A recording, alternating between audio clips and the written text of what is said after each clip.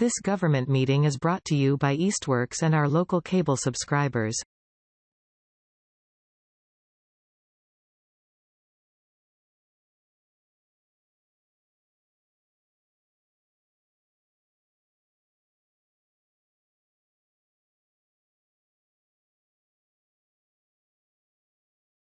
All right, we're going to get started. So welcome to the February Commission on Disability meeting. It's 11:10. We're running a little late, but that's okay. And the first thing we're going to do is just go through the roll call. So I did get a message from Jeff Brown. He was going to be late because it was 2 hours delayed. Which I did not sure about Dice. And so are we missing anybody? Oh, just Dylan, right? We're missing Dylan. Who else is here? No, I think that's it, right? Because we had somebody new join, but then they wrote to me and said that they were checked out. They said that they didn't have time and stuff going on and stuff like that. So, okay. All right. So I can't see. The only person I can see is Angelique. Hi, Angelique. Oh, But who else is in the room with you? we can check that. Right. Oh, there's. All right. I'm confused. Look at his hands on that chair. I was thinking about it. I know. And then I was thinking about my age. Hi, Bruce. Oh, is the camera so? Yeah, the camera's Yeah, you can't. How about No, that's wait, what's that? Oh, man. Is it what's going on? Is it zoomed in? I don't know. You know See what what thing moving? this here? That means you're speaking. That's the speaker. you know what I could do is get my laptop and situate it so the rest of us are, and I can join on another. Well, since it has to be recorded. No, I mean like you're still recording yours. I'll just join the Zoom or the virtual link from my laptop, and we'll have another I see what camera you're on, Okay. and that way we can be seen. Do you want me to do that? Let me try this. I'll go get it, and then if that works, that's fine. And if it doesn't, then mine. This is. Don't hurt yourself. Nobody hurt yourself. I want to go up or down. It needs to go to right. our left, or I guess you're right. You're right. It's got to go right.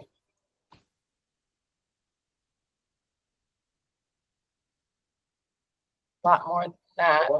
Yeah, a lot more because it's only half the table. Even more a little bit. Or IDG. We're gonna have the boss in the picture. That's yes. Thank you. All right. Thank you. She just ran to get her thingy dingy, but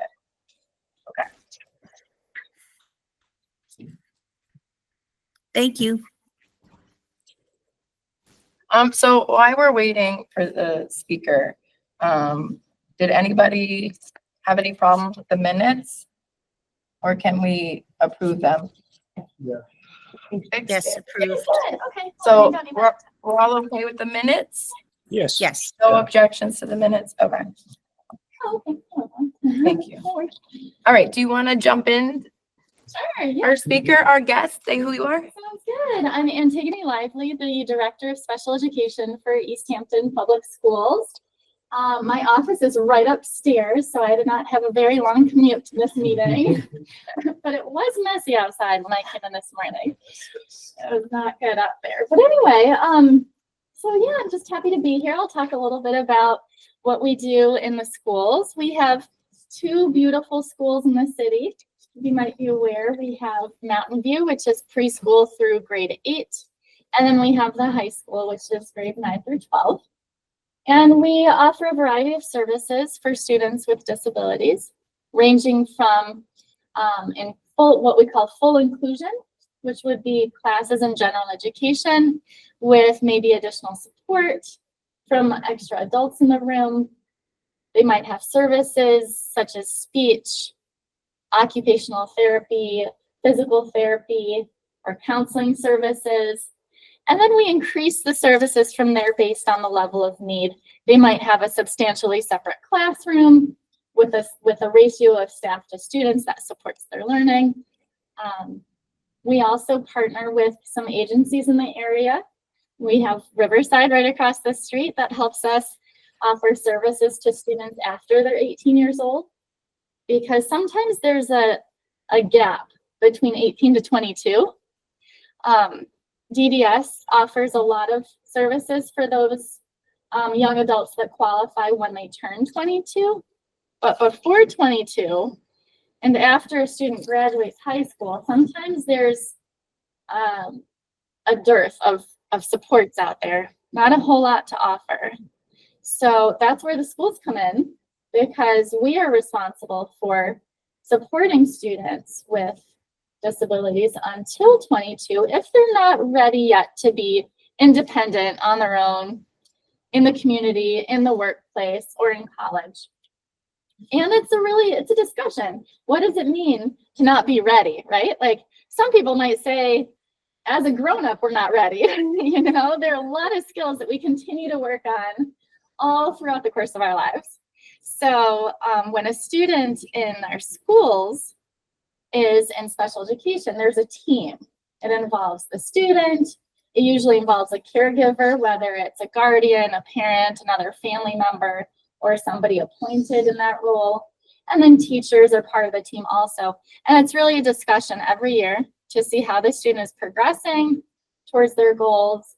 And then we start having transition conversations at the age of 14 and planning for that even before 14 to see what do we need to have in place when students leave high school. Because, you know, I work with families that have students that are close to graduating that say, my kid's room is a mess. How are they going to function out in the world? I know plenty of adults whose rooms are a mess, you know, and that's not necessarily something that we're going to try to fix or change. But we do want to teach the skills of organization so that people can, you know, find the things they need to have if they're going to be volunteering somewhere, or if they're working at a job site. We need to prepare our food for the next day. Our laundry needs to be clean. It's okay if the room's messy, as long as you take care of those basics, right? So we try to have those conversations as a team to see, well, where really is the breakdown? Does a student have much more significant needs than just having a messy room? That's just one example, because that comes up quite a lot. We have a lot of families that say, I don't know how my kid's gonna make it out there. They're just so disorganized and so messy. And I'll say, yeah, sometimes you have to learn on the job, right? And learn in life as you go. And that's kind of one of those things. But when we're talking about more significant needs, that's where the team comes in, and the schools can support with that in terms of daily living skills, personal hygiene, really taking care to listen to the student, what their goals are and what they want to do after high school. If they're looking for any sort of programming that might support community day programs like Riverside. There's another place in Northampton called Milestones through Pathlight and Whole Children that facilitates the transition from 18 to 22, and young adults can stay there well past 22. I actually asked earlier this week, they don't age out. Leslie works there. Oh, is that right? Oh, I just went there earlier this week. Okay. Yes. So, yeah, and yes, they don't age out of that program. Yeah, and I heard the downside is that you have a wait list because it's such a popular big wait list. Yes. But that really speaks to how supportive the program is and how nice it is. So yeah, I'm happy to answer any questions people might have about school services and what that looks like. Or can you talk about like so whatever grade your child's at, like what is the process for, oh, my child's struggling? Sure. Yeah. So let's say there's so that's a great question. If we have a kid that oh, you recognize someone over there. Yeah. Yeah. I'm Antigone Lively. I was at the high school with you. I don't know if you can tell who I am. Everybody, yeah. I know sometimes it's hard to see on a Zoom or a Google Meet, but anyway. Yeah, so the question is, if there's a student that's struggling in school, what is the next step to getting that student help? And that question really spans all sorts of areas. Maybe they're struggling with an academic area, like reading, or maybe they're struggling emotionally with a mental health issue. So the answer really depends on what the area is that they're looking at. But the first step would to reach out to that student's teacher and say, I have this concern. Are you seeing this concern in the class? Open that conversation with the teacher and see if they also have that concern. And then if you're in agreement, like, you know what, yeah, this is a concern. We're both seeing this. The teacher can forward your concern to an internal team that will make a referral to look at all the areas of the student's needs and see if there needs to be an evaluation. That's one way to do it. Another way to do it is if a parent has, a guardian, a caregiver has been seeing for years, maybe an ongoing need, and you're like, you know what, I don't think a teacher has caught this yet. And they're getting older, school's getting harder. I really have this concern. The parent can make a special education referral for an evaluation. And again, that can be reaching out to the school. Anybody at the school will put you in touch with the right person to make that referral. It can either go through my office or it can go through our special education coordinators that are in each of the schools. We have 2 in the district, 2 coordinators. So there are a couple different ways that we identify when students are struggling. We have internal teams called student support teams that meet weekly to discuss concerns that teachers bring up.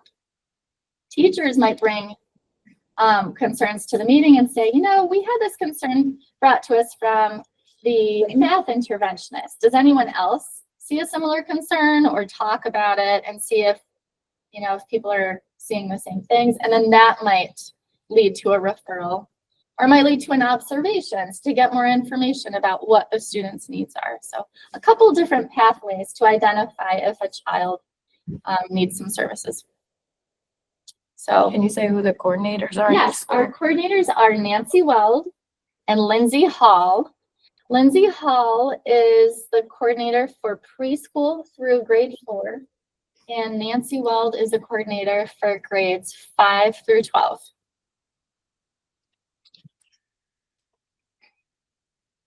And it's okay to not remember the grade span. Sometimes they'll get an inquiry from, you know, somebody else, and they'll just forward it to the other coordinator. So Can you talk about what happens if there's a disagreement?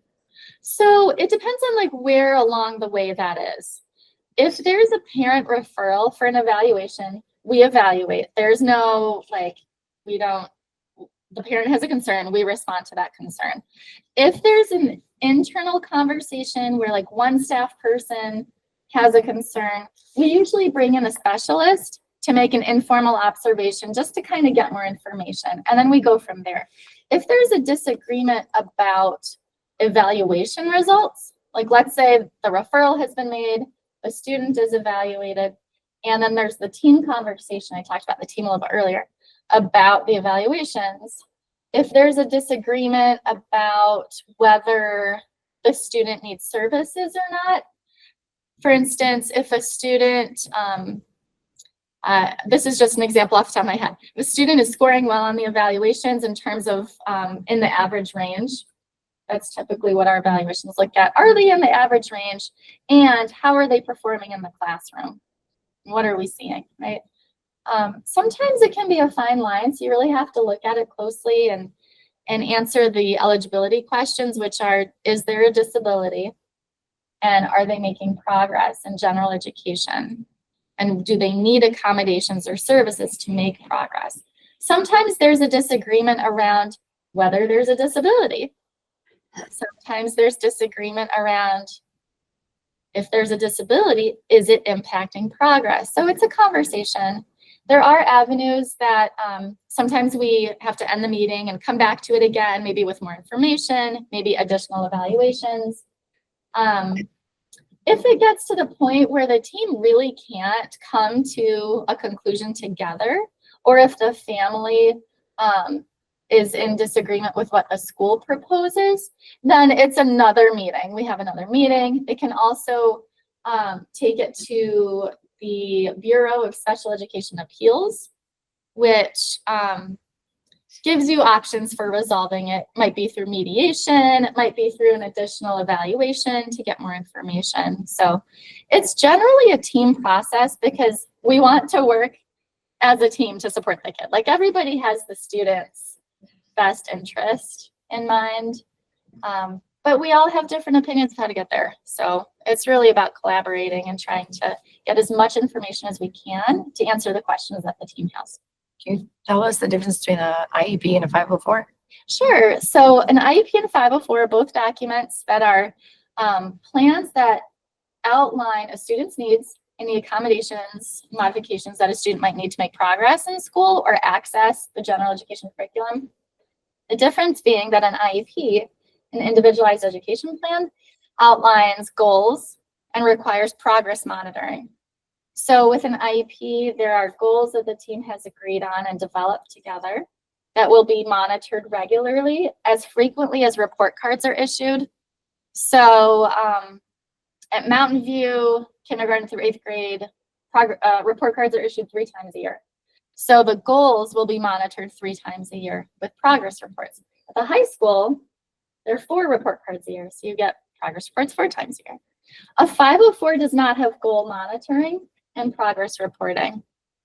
So a 504 is also something that workplaces might develop, colleges might develop. Individuals with disabilities are protected under Section 504. Disability law protects individuals in the workplace, in school, in college, in life. So an IEP is just for the school setting that the student is enrolled in. And when students change school districts or school placements, the new school needs to develop a new IEP. Yeah. Any other? These are good questions. Any other questions? I have a question because I'm a dietitian. Okay. Can you talk super loud so that pick it up? So my question is, how about nonverbal kids and the kids that use spelling boards and things like that? And that's a development that a lot of people don't know about. Yeah. So is there a limit to the type of people that you can handle in the school system? So we actually have, we have consultants and speech language pathologists that work with students that are not, we say non-speaking or non-verbal. They're still communicating in other ways.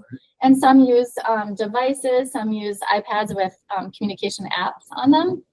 And so yeah, we have a variety of needs that include that. Yeah. Big job. It is, yeah. And it's, yeah, specialized training. And we also consult with an augmentative assistive communication specialist that helps train our staff and works with our families and students that need that. I consulted on stuff like that as well. Oh, that's neat. Yeah. Yeah, the technology has changed a lot in the last several years, even. When I started teaching 20 years ago, people were really using the picture exchange communication system, the picture cards. Now we're using a lot more of the digital tools for communication. So yeah, it's interesting. Jeff, you had a question?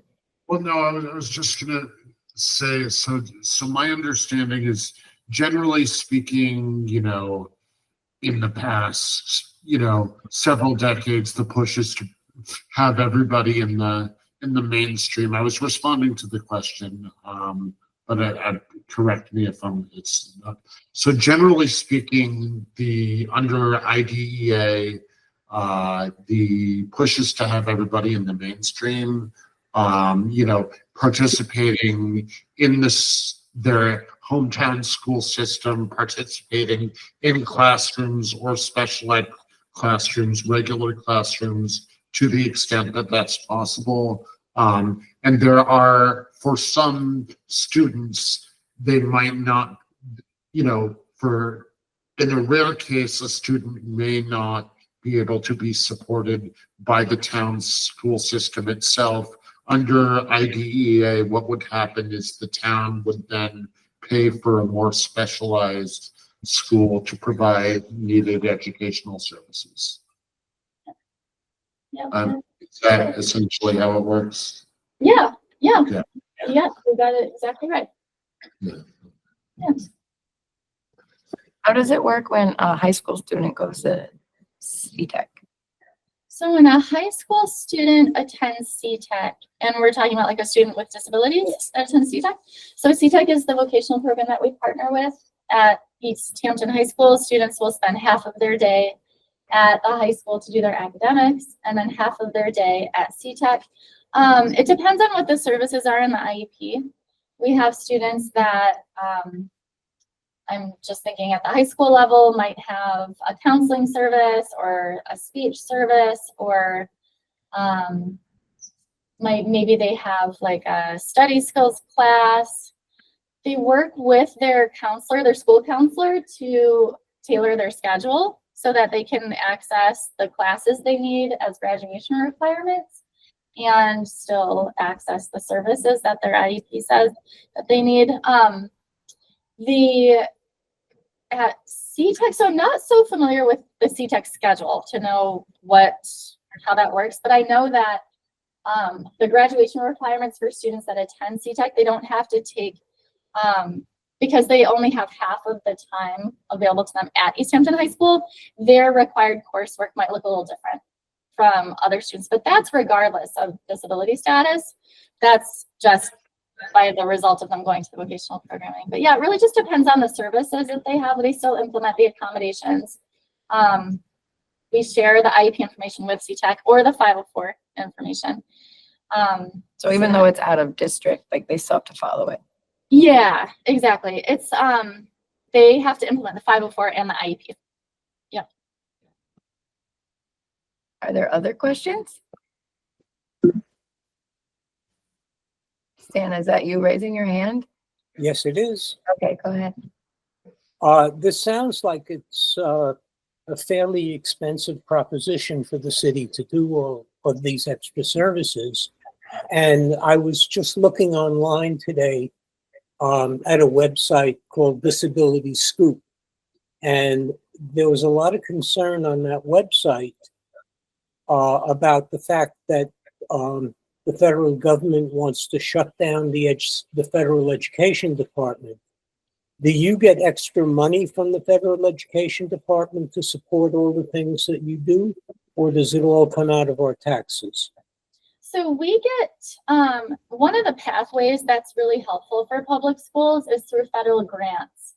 So that could be impacted. It's not necessarily local taxes, but federal grants could be impacted by changes at the federal level. And we do rely quite a bit on a lot of grant funding.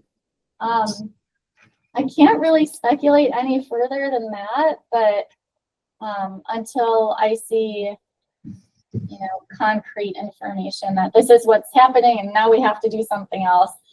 But yeah,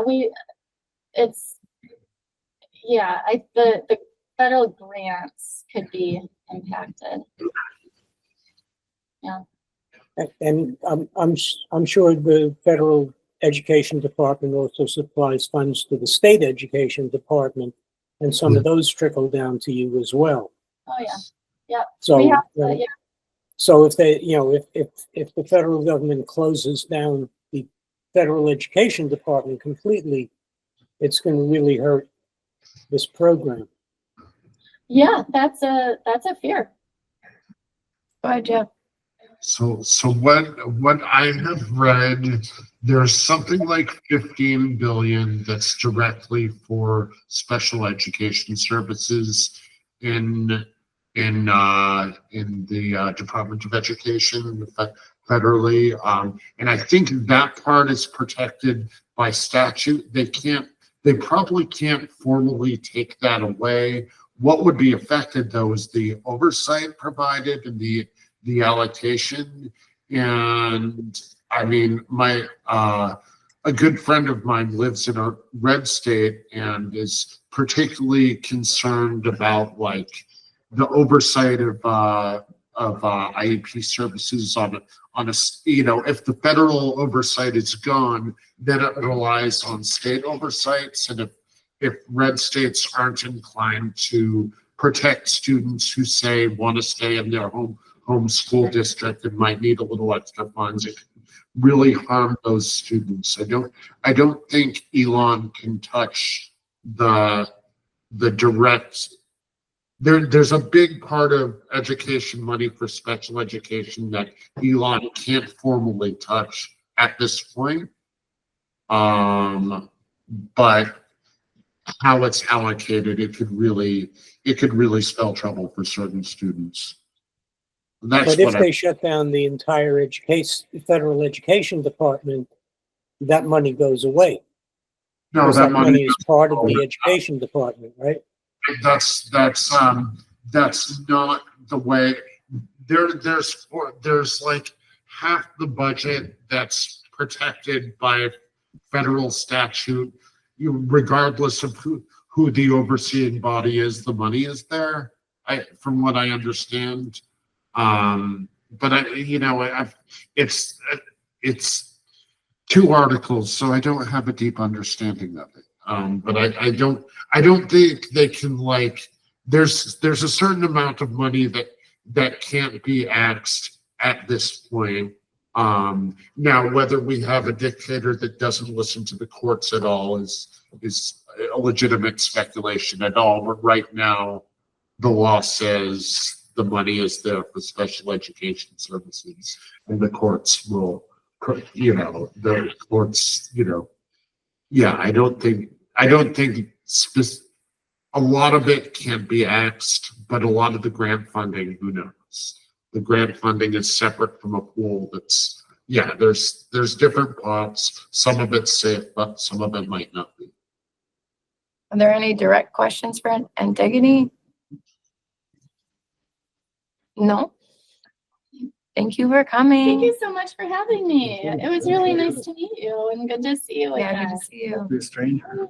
I just want to say, Antigone, I'm a parent, so you and I have corresponded.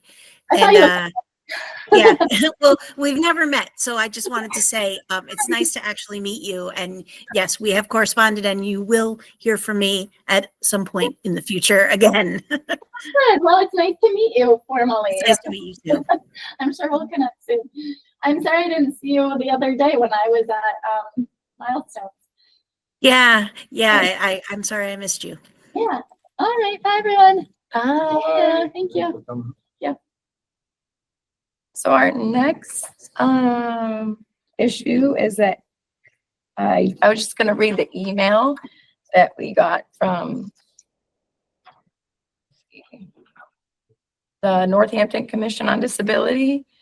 It said, I'm reaching out to see if you'd be interested in collaborating with the Northampton Disability Commission for an event during Disability Pride Month in July. I'm also reaching out to the Amherst Disability Commission. We're envisioning a mini film festival with each town showing a movie that somehow relates to disability. Perhaps the films could be shown over a few weekends. Haven't worked out the small details yet. It'd be fun to work together and reach a wider audience. And that's Amy. I'm not sure how you say it. Sugahara. I'm not sure how you say her last name. So I said that we could do that. I mean, is there anybody that has a particular movie that they're aware of that they like that has anything to do with disabilities? I mean, they didn't give us parameters. Like, are they looking for documentaries, or could it be like some big screen one? What'd you say, Jeff? Patrice on Hulu is great. It's about 2 developmentally disabled individuals, and they want to get married, and it's the struggles they face. It's a new release that's really great. What's it called again? Patrice. Like the name Patrice? Yeah, let me just double check.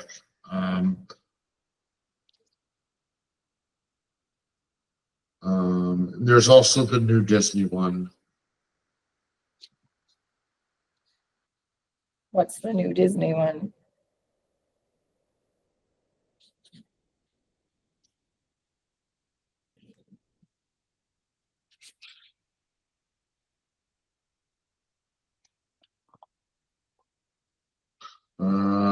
I forget let me look up Patrice. What's the name of this thing called? Patrice, the movie. What thing? The day that the Disability Pride Month? That's all. Yeah. Patrice, the movie, and it's on Hulu. And at Disney. Okay. It's a documentary that's great. And I'd go for that one. There's another one that, about a teen in a wheelchair, but I think Patrice would be better for a disability film. What is it about? And how long is it? It's an hour and 42 minutes. How long will it be? Regular? Okay. Yeah. Okay, well, we could keep discussing it. Go ahead. Yeah. Steve. I'll send you the trailer, but I watched it with one of my Riverside groups. Okay.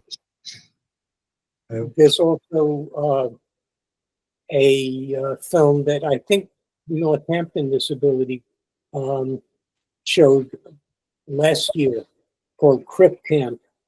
Right. About a summer camp that was developed specifically for disabled children and disabled counselors. That might be a good one to show as well. Right. What were you saying? I have people I can ask to, so. Okay. All right, so we'll revisit that. We'll keep discussing it. So as far as the accessibility ordinance update, I'm not sure what's happening with that because City Councilor Gomez is not around, and now City Councilor Zaret is not a city councilor. I did reach out to him to say, well, like, who will take it over? What do we do? I haven't heard back yet, so I'm sure he's busy and he'll hopefully get back to us. So that is on hold. Trying to think who else? Yeah. What'd you say, Jeff? Yeah. Who else is on city council? Right. I was thinking if Brad Riley, but I don't know. Because, right, we keep running into, like, so all of our projects we want to work on, the people leave, and then and then the notes or the progress that were made is never handed to the next person. And so it's like starting over and over and over. And like, so now it's been years of like projects we want to do or work on and we don't get to. And we do have a high turnover rate. We have, people join or they want to join and it's 1 meeting, 2 meetings, and we never see them again.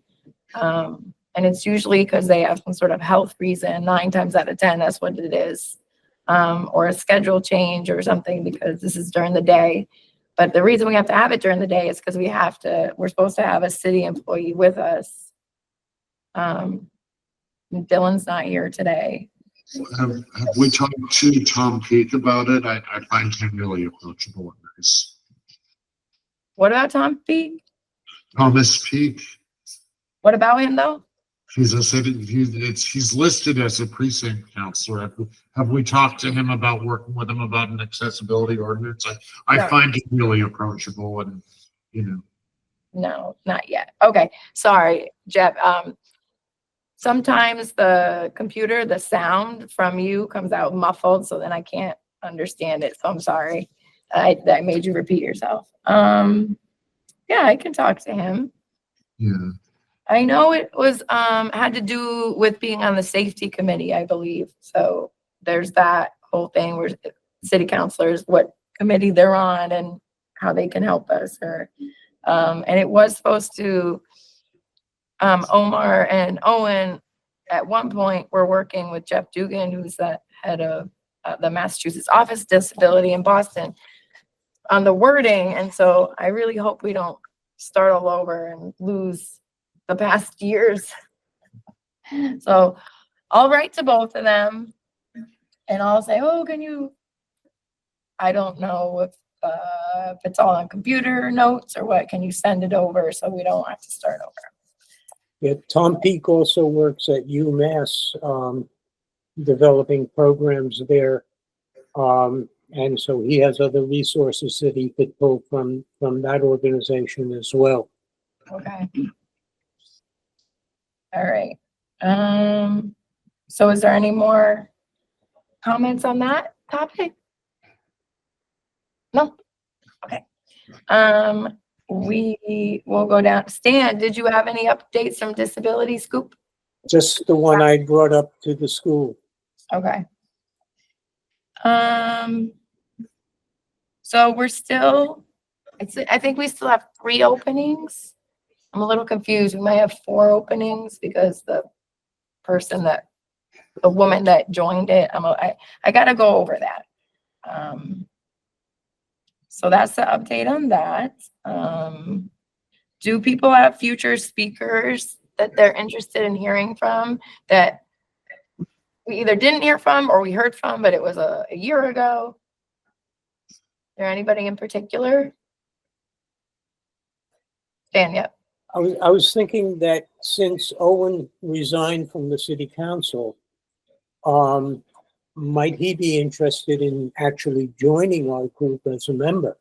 No, he said no Oh, because okay. it's during the day, because he can't, his Oh, regular. yeah, okay, because he But- works down at the hospital, right? Good idea though, but, so, okay, so if you have a speaker request, just email or call me. What else is on here? Oh, I didn't say with no one here for public speak. So there was online, and Jeff, you saw it, and maybe some of you looked at it, but there was under new business, we're gonna mention it, a video where some children went to the school committee to talk about the playground not being accessible, which at Mountain View, which I brought that up a while ago, a couple months ago, and me and Eli went and took a look. And so I did ask that teacher / mom, Sarah Amoroso, if she could come, but I don't think she got my Facebook message because we're not friends. So Jeff, did you want to comment at all or say anything briefly just about the video or your opinion here? So there was one of the last school council meetings. There was a bunch of students, like there's about 4 students and a teacher that spoke about the inadequacy about the Mountain View school playground in terms of not being accessible, requiring a lot of upper body strength, not being really, friendly for people with disability, and being a matter of concern because it's new equipment that was actually worse than Maple Street for students of varying abilities. So yeah, I think, I think that the students it was a combined like 7 minutes that the students and the teacher spoke. It wasn't that long. I think it starts at like minute 6 of the meeting if y'all want to check it out yourselves. But it was nice to see students doing advocacy. I was able to watch it with my 10-year-old who appreciated seeing it and was interested in and verified a lot of what the students were saying. And, Do they have a specific request, like they're hoping something specific's put in? Better playground equipment. Okay. It's, whatever of the, there's a gazillion models of successful playground equipment that's accessible for people, and we had all the money in the world and we didn't follow. So what the hell does that mean? Right. I mean, I guess that is frustrating, like how we're like, not that we know everything, not that we're all professionals in every area, but it is frustrating that we're not included when any project is started. It's just really, really frustrating. It doesn't make any sense why we're not, because all it is a quick email. Hey, this project's happening. Like, did you want to be included in the email chain or come to these meetings? So Why are we, who's elected that's signing off on these awful designs that don't include disabled people? There's also. Right. You know? There's also what? The DEI thing has been crushed by the current I politicians. don't know what that is. That's the disability. DEI? I think it's Diversity. Diversity. Oh, yes. Okay. I know it as Jedi. So different, like it's in a different order. Okay, go ahead. So what I'm saying is that I was going to raise the question later, but what's the call to action for us with that thing being thrown out basically in our local community? So I don't know if there's any effect yet or will be, but just like talking about the playground, that's huge oversight. That never should have happened. Yeah, and we were working on with city councilor Zaret, because we had talked to, was it the superintendent, or we asked about the handicap accessible button, and it's in the back of the building, but there's, to our knowledge, no signage saying where to go. And I don't think there's any parking spots back there. You can't park that. Parking spots are, so I think, I have a handicap placard, and so I don't remember all the choices, but I know the first one is has a hard time walking 200 feet. And so anytime somebody makes a handicap parking spot, it's just near where there's a ramp or a curb cut. Like they're not thinking about the distance, because look at the handicap spots all the way up to the front of the building. So, and then you find out, oh, there's no door thing here. So they got backtrack, go all the way around the back of the building. Like that's, wow, that just seems Plus they've got silly. That's the word I'm going to use, silly. They've got the cobblestone entryway. So you're traveling 50, Yeah. 75 feet on cobblestones if you can do it. Right. And then the doors weigh 1,000 pounds and Yep. you can't handle the door. Right. So it's totally And unacceptable. back when Jeff Bagg was here, he did answer the questions. He said that the school did meet all the ADA required stuff. So that's where the gap is. Where do they meet ADA but then lack common sense? Yeah, exactly. So not that I want to make anybody mad, but And ADA thing is like garbage in, garbage out in your computer because they're sitting in some ivory tower someplace and they don't have it all. So we did have the people come and visit us. I can't remember the names. They had gone through the schools and made a list of everything that was, I can't think of the name right now. Everything that was wrong with Mountain View being new. Jeff Brown, do you remember their name? I don't remember. I remember who they were. I remember seeing them. I don't know what they did, but you know, they had a huge report, you know. Yeah, huge report. And I just remember them mentioning like something like the toilet paper holders in Mountain View weren't the correct inches or something of that. And so like, I don't know how this stuff happens. Like, I don't know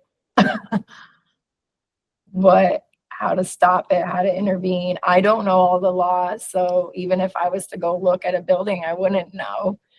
There are some training sometimes from Massachusetts Office of Disability, but I mean, it's a several day training. You can only retain so much information on policy and, you know, so I don't know why there's a gap, but I just want to make sure we keep talking about it. their systems have not caught up with the need. That's the basic thing. So they use tables and materials that have been acquired over the years, but they're historic and a lot expensive for this thing, like architectural graphic standards, right? So, Are you talking about inside the classroom or the no, I'm lunchroom? talking about the designers. Okay. Oh, okay. So their assets, their resources for planning are not up to date. Mm, That's a huge element because who's going to do that? how did you find that out? Because I used to design buildings, there you- restaurants and hotels and things like that. okay? There you go. Okay, look at that. And so a big example here is the roundabouts. right? Oh, those are silly, yeah. Yeah, but you can't drive a tractor trailer Correct. around the roundabouts, okay? So it's like, duh. Um, and so, Right. I mean, it's just, the examples are out there. It's like, how did that happen?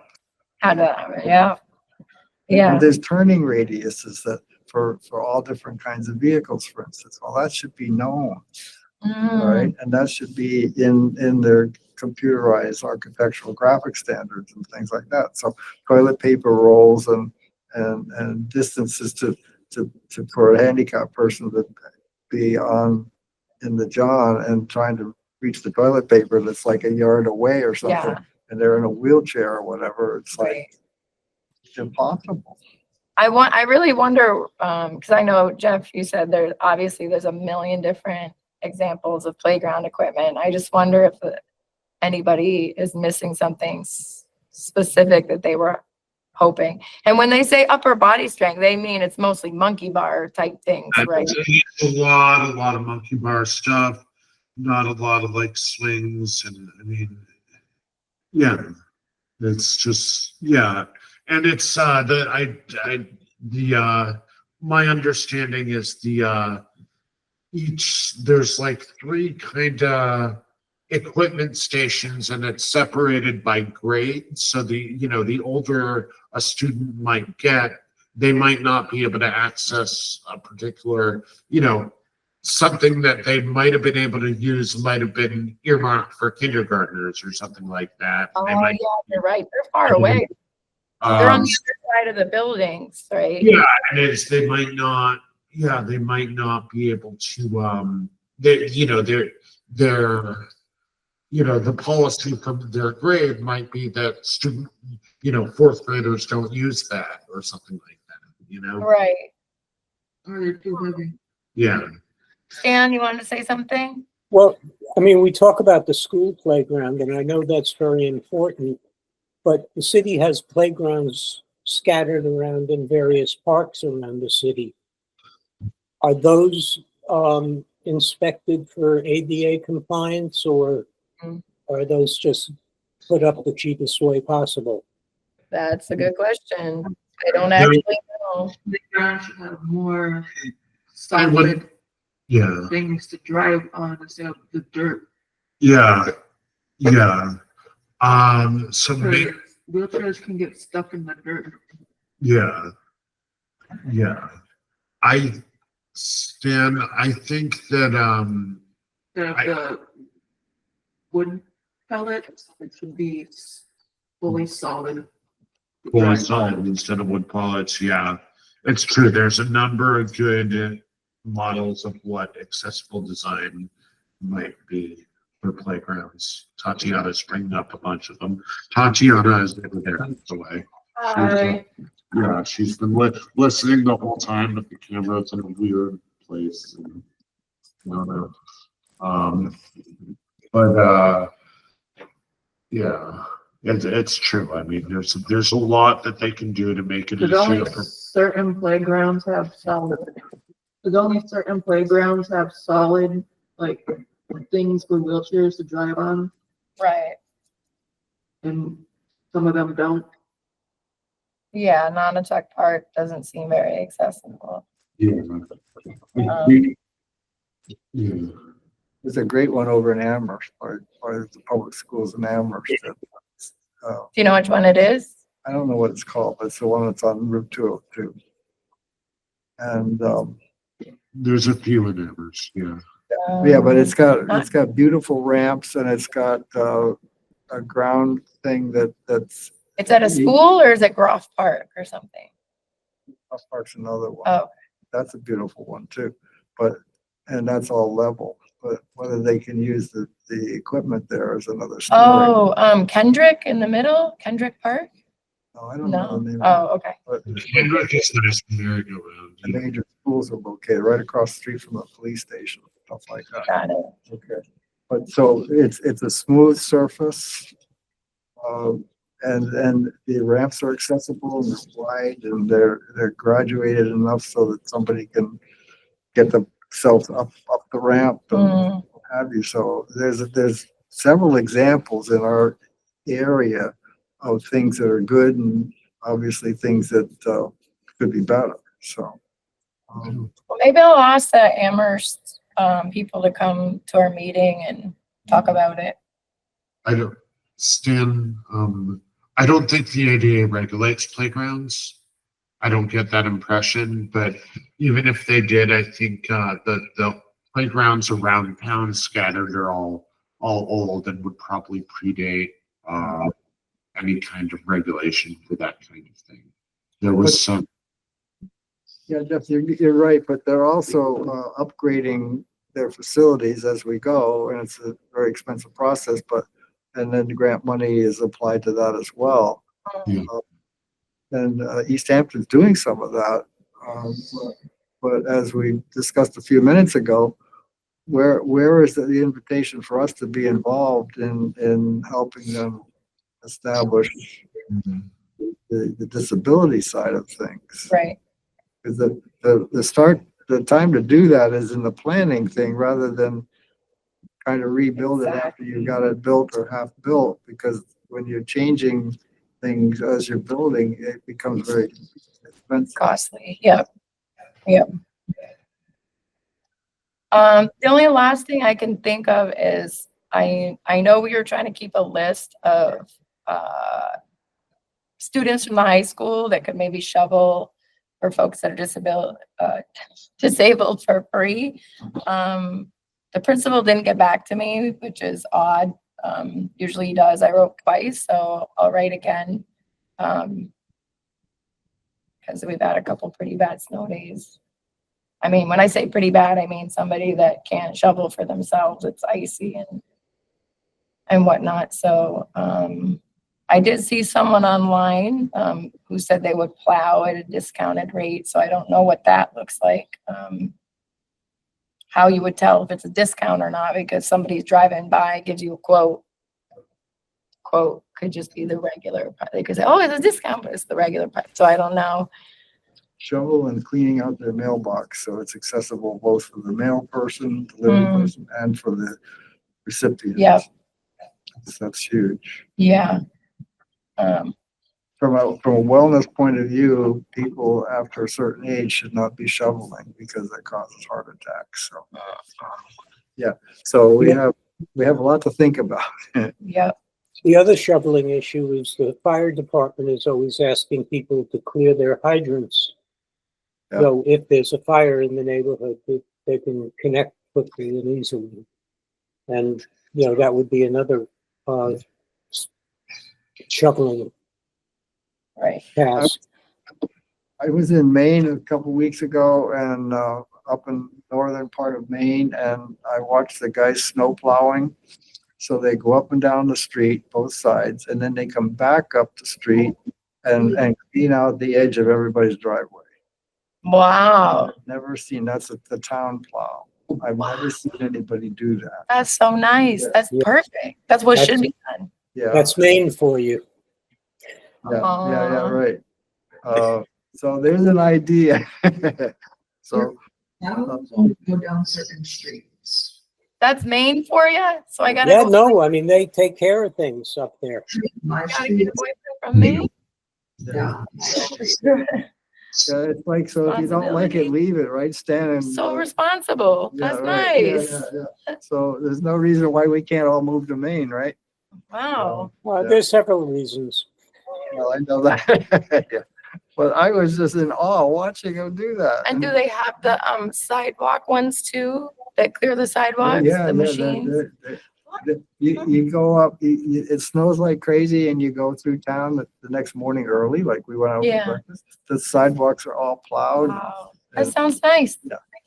So they do strange things in the dark of night in Maine, I can tell you though. They do it in a lot of other places. I used to live in a town called Canton, New York, Yeah. where Yep. St. Lawrence University is. Yep. And they had those sidewalk plows that used to drive down, all the sidewalks and just plow them out. Canton gets a lot of snow too. Oh, yeah. Yeah. So we're past our time. So our next meeting is Thursday, March 13th. Is there anything before we adjourn that anybody would like to comment on any of the topics we have today? I have my little action list of what I need to do. I have a parent that, I was going to ask you if it would be appropriate to have the parent come in because they're having huge problems going through the stuff that she was talking about. So they could come to public speak but we can't comment on anything. So they would just be talking to us in the camera. I wouldn't. So as a Commission on Disability, we actually have nothing to do with the special education department. The fact that I had her come in and speak is very odd because we only handle buildings and city, like we don't handle special education stuff. So she could come and speak, but we would just be sitting here going, oh, I'm sorry that's happening, because we don't have any poll or anything. So if she's having problems, there's that DESI, the filing the complaint on the town thing. Yeah. Is that you, Jeff? Is that what you're saying? I'd be really, I'm not going to be here on the 13th, so I'm stuck. Okay. But I almost feel like we'd be doing the parent a disservice by providing a sounding board and making them think they were talking to someone who mattered. I guess that would be the bluntest way to put that. We just don't have any pull in so many areas, and I'd hate for people to think that they're actually formally advocating for themselves that in ways that it's going to change something when it won't. Yeah, it breaks my heart. I feel it makes you feel kind of stupid. Like, well, we're aware of these issues, but we're just an advisory committee where we can say, hey, can you look at this? And then that's the end of it. To the city planning department specifically, to like building stuff, so it's not, as in a community position, being educated is important, but we don't have any pull with that. I would direct her somewhere else, honestly. That's my Well, that's good to know. I'm brand new at this, so I'm learning as I go. So. Well, the reason I even have the speakers come in is because it's sort of like training us all to be little advocates on more issues than we're supposed to cover. Because for instance, you don't have any kiddos right now, so maybe you're like, school system, who cares? But you're listening, so then somebody might comment and you'll be like, wait a minute, I know exactly who to go to, even though it doesn't necessarily apply to you right now. Right? So go ahead, Stan. I just wanted to say, going back to the film showings that we were talking about to do for the celebration, the annual celebration, we should also bring in the library and Easthampton Media, and if we're doing it with Northampton, they should bring in their media group as well. For what? To get these, because they have access to a lot of films, and so the library could go to bring in a bunch of films for loan on DVD, and Easthampton Media could show stuff. I get what you're saying. So even though we're only showing, I believe, one movie, I think we're only showing one movie. Okay. And I'm pretty sure. I could be wrong. But we could ask the library to bring in, a temporary collection that people, individuals could borrow. Good idea. All right. Okay. I love it. And then the only other thing that was on the agenda that we can just put off is, we didn't do anything for World Disability Day, which is December 3rd, I guess. So maybe next year. So I just keep it on the agenda so that we think about it in case we ever get enough people to do a little event. We're all in trouble. I note this popped up on my computer saying that Robert Kennedy was just confirmed for health in the hospital. I'm sorry, who? Robert Kennedy. Oh, okay. All right. So It's 12:09. And is everybody okay if we adjourn? Yes. All right. That's I really do need to get a little mallet, right? You and I, right? I have Alright. one at home. You want me to bring it to the meeting? Oh, I don't know if she let me. I gotta ask. Put a dent in the Right. table. Okay, well, thank you guys for coming.